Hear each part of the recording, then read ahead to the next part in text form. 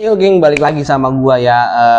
Di mana lagi kalau bukan di Red Hooligan ya, channelnya fans loyal Manchester United.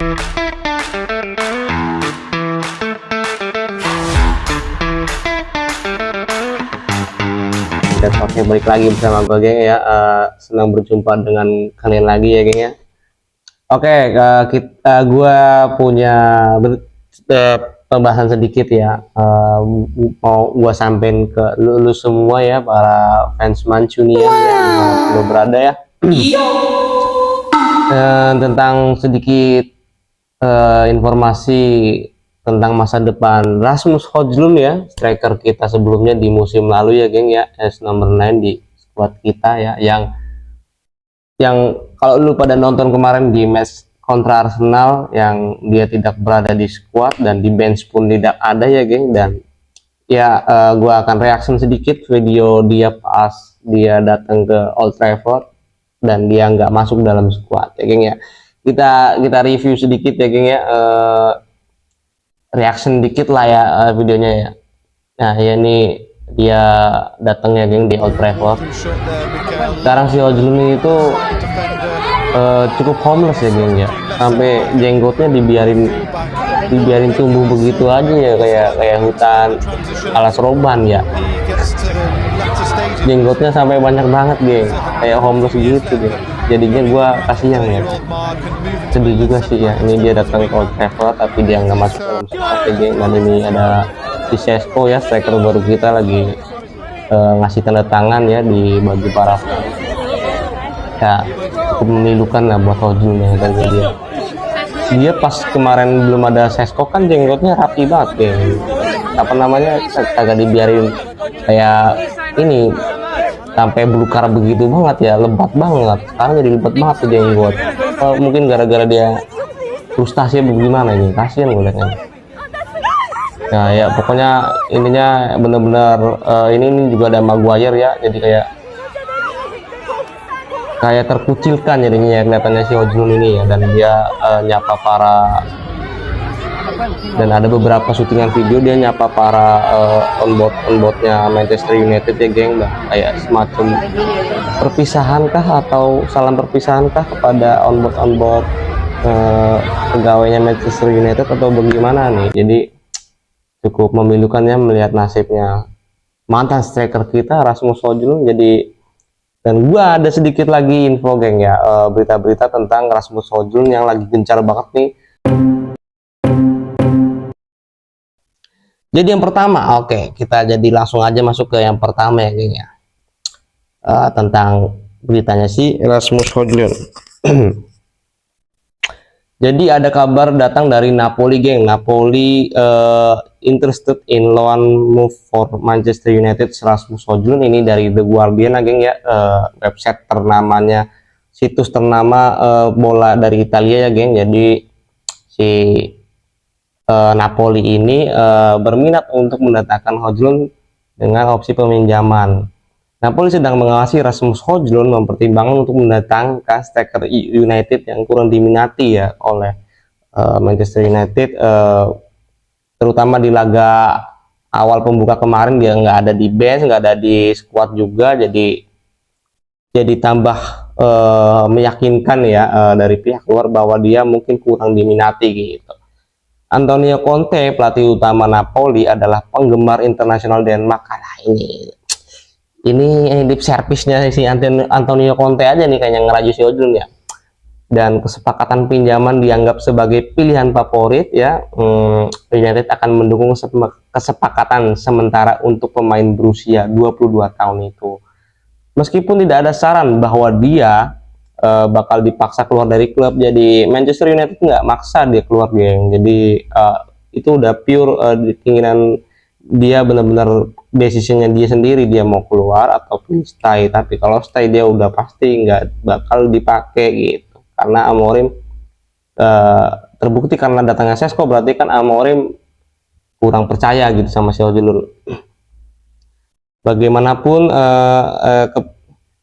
pihak Manchester United dan Amorim terbuka untuk kepergiannya gitu ya. Jadi nggak ada paksaan dan ya terserah, monggo lu mau keluar boleh, kalau nggak keluar ya lu bakal banyak di benchnya gitu, jadi nomor 2 gitu kan. Terus juga intinya kemarin pas kita kalah sama si Arsenal di Old Trafford ini kan, intinya dia nggak ada, dan di menit-menit berapa tuh, menit 84 apa menit 64 ya kayaknya, si Benjamin Sesko masuk ya kan. Jadi itu udah tanda-tanda sih dari Ruben Amorim bahwa si Hojlund ini mungkin udah nggak dipakai. Kalau dia memaksa untuk tetap di Manchester United, dia mungkin pasti jadi pilihan opsi yang kedua bagi Amorim gitu. Hojlund juga menarik bagi pihak Milan, geng ya, yang sebelum Napoli itu ada pihak Milan. Milan memang juga tertarik mendatangkan si Rasmus Hojlund juga sama dengan opsi peminjaman, geng gitu. Ini sebenarnya emang punya potensi gitu, cuman kan pihak luar melihat MU ini kemarin aja di laga pembuka nggak membawa si Hojlund, jadi udah kesempatan lah buat mungkin tim-tim lain gitu kan, yang mungkin nggak punya dana buat beli cash gitu, untuk mengajukan penawaran loan gitu. Udah pasti, karena ya udah kelihatan kalau nggak bakal kepake gitu di squad gitu. Jadi banyak banget nih yang minta ngajuin loan gitu ke MU dan ke Hojlundnya gitu. Habis itu, geng, ada juga ya apa namanya, berita dari Fulham, game dari Fulham. Jadi yang kedua ini ya, si MU ini bakal menyetujui deal untuk Rasmus Hojlund pindah ke Fulham.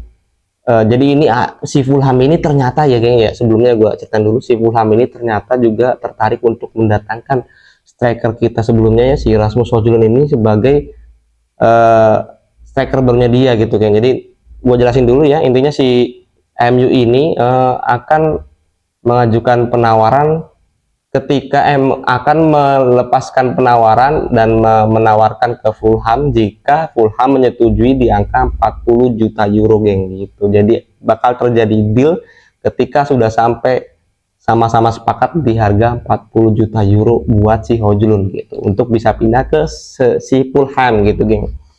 Jadi Rasmus Hojlund bisa meninggalkan Manchester United ya di musim panas ini untuk menggantikan si ini Carlos Munoz ya, kalau nggak salah ya, si strikernya Fulham ya, si Munoz ini.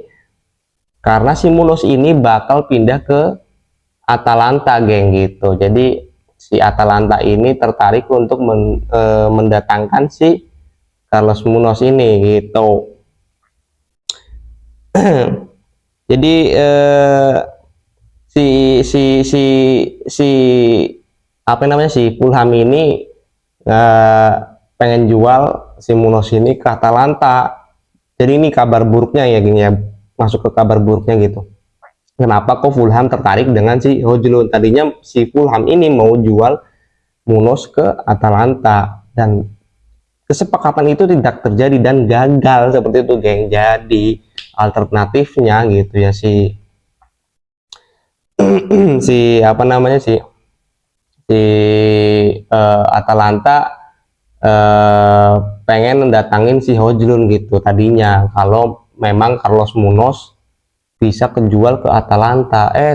Ternyata gitu ya, kabar buruknya malah gagal. Jadi ya ini jadi nggak valid gitu, jadi udah nggak bisa pindah ke Fulham si Hojlund, karena kan tadi rencananya si Fulham itu bakal buang Munoz dulu ke Atalanta ya kan, baru datengin si Hojlund begitu, yang dari duit penjualan si Munoz 40 juta euro itu buat bayar 40 juta euro buat beli Hojlund, karena United cuman bakal ngelepas di harga 40 juta euro buat si Hojlund begitu. Tapi ternyata kesepakatan dengan Atalanta buat jual Munoz ke Atalanta itu gagal, geng. Seperti itu kabar buruknya, geng ya. Jadi si bukan Carlos Muniz ya, si Rodrigo Muniz ya, bukan Munoz juga, Rodrigo Muniz. Sorry, geng ya, ini gua kadang-kadang agak lupa-lupa nama pemain gitu ya, karena agak mirip-mirip gitu ya. Munoz dan Muniz kan nggak jauh ya, sorry lah ya kalau emang salah-salah dikit. Jadi si Hojlund ini tapi ya, geng ya, kabar baiknya buat MU ya, si Atalanta, karena setelah itu dia kesepakatan dengan si Fulham gagal ya intinya ya, si Atalanta pengen buyback again si Rasmus Højlund seperti itu geng. Jadi dia kan kocak ya, dia udah jual gitu ya, dia udah jual gitu ya, nggak apa-apa sih kalau emang mau dibeli cash gitu ya, tapi kan kayak tragis banget gitu buat si Højlund, dan pilu banget buat si Højlund. Dia udah akhirnya gitu bisa sampai ke Manchester United gitu kan, tapi nggak lama dia di Manchester United dan dia balik lagi ya ke klub sebelumnya gitu kan. Jadi kayak kurang, secara histori itu kurang manis lah ya geng, kasihan gitu si Højlund. Jadi si Atalanta ini katanya kepengen mendatangkan Højlund again geng ke skuadnya, karena si Atalanta ini ya sudah kehilangan Matteo Retegui ya, strikernya mereka yang lepas ke Liga Saudi ya geng. Dan ya otomatis karena kehilangan Matteo Retegui gitu. Dan ada lagi ya backupnya si strikernya Atalanta, ada si Scamacca ya, Scamacca yang dari West Ham. Tetapi ya kabar buruknya si Scamacca pun buat gantiin posisinya si Matteo Retegui ini, dia kena ACL geng. Jadi ya mau nggak mau si Atalanta itu udah nggak punya striker geng, buat jalanin musim ini tuh dia nggak punya striker. Habis itu udah ngelepas si Matteo Retegui, ternyata apa namanya backupnya dia eh, cedera ACL juga. Jadi dia lagi mengconsidering nih, dia lagi melihat ada peluang lah buat datengin si Højlund gitu, karena dia di posisi urgent banget di segi striker ya, karena nggak bisa pakai striker sama sekali. Yang satu udah keluar, udah kejual, yang satunya lagi malah cedera ACL. Jadi kalau emang bakal kalau emang bakal terjadi gitu ya, itu Manchester United punya peluang lumayan oke geng buat, jadi kalau mau cash bisa juga sih ya. Jadi kalau emang mau jual cash bisa, si Atalanta pun bisa bayar gitu geng, karena dia setelah dapat duit dari penjualan Matteo Retegui bisa buat bayar si Højlund ya kan. Jadi masih sisa tuh kan, kalau emang Højlund harganya 40 juta, Matteo Retegui itu kemarin dijual ke Saudi itu sekitar 50 jutaan lah. Jadi masih ada sisa 10 juta, kalau mau dibayar cash pihak Manchester United bisa-bisa aja si Atalanta. Cuman kalau kita kan akhir-akhir ini punya kendala di posisi tengah ya geng ya. Kita masih mencari pemain tengah untuk memperkuat dan mempersolid bagian tengah kita ya. Jadi kan dari lama tuh kita udah ngincer si Ederson juga ya geng ya. Jadi Manchester United ini ya melihat peluang untuk swap deal dengan Atalanta geng. Jadi ada dua kemungkinan, ada mungkin Atalanta maunya bayar pengen bayar cash juga bisa dia si Atalantanya, atau mungkin dari pihak Manchester United-nya dia punya punya apa namanya pemikiran lain gitu ya. Kalau emang karena Manchester United squad kita juga butuh pemain tengah baru, jadi bisa banget buat top choice alternatifnya Baleba, karena as you know akhir-akhir ini si pihak MU ini udah menyatakan nggak bakal ngejar Baleba lagi karena sudah terlalu mahal ya geng ya, terlalu mahal. Jadi udah nggak relate ya gitu ya, udah terlalu mahal. Jadi si kubu kita ini Manchester United mencari top alternatif choice buat penggantinya si Baleba, yaitu Ederson, midfieldernya Atalanta geng. Jadi gimana menurut lo? Apakah, kalau gua lihat ya yang paling menguntungkan buat kita ya dari penawaran AC Milan yang cuma mau minjem, penawarannya Napoli yang cuma mau minjem, terusnya lagi si Fulham yang gagal gitu kan, karena dia si Fulham yang gagal nggak bisa datengin Højlund karena dia juga nggak bisa jual si siapa namanya si Muniz ya. Habis itu si Atalanta ya pengen buyback again, atau bisa di swap deal buat tuker sama si Ederson pemain tengahnya si Atalanta, dan kita nggak harus ngeluarin duit ya kan. Kalaupun dibayar cash kita bingung lagi geng, duit 40 juta itu mau buat midfielder yang mana nih, beli yang mana nih ya kan. Si Baleba udah nggak ngejar lagi lah, MU ya udah mahal. Apa mau si Adam Wharton menurut gue juga sosok lah. Jadi ya Menurut tuh gimana ya? Menurut pendapat tuh ataukah mending biarin aja dibayar cash sama si Atalanta kalau emang Atalanta bisa bayar cash, atau menurut lo mending swap deal dengan si Ederson midfieldernya Atalanta, atau yaitu tadi beli apa namanya si duit penjualan cash dari Atalanta itu buat beli si Adam Wharton. Menurut lo gimana? Kayaknya si Adam Wharton juga mahal juga karena dia kan karena dia juga homegrown ya. Jadi menurut lo gimana? Pendapat lo gimana, geng? Lo bisa banget komen di bawah ya, geng ya.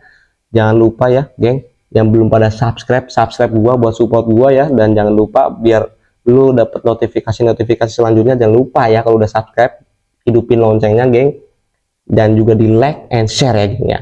Pokoknya thank you buat lu semua yang udah pada nonton, and see you in the next video. Bye bye.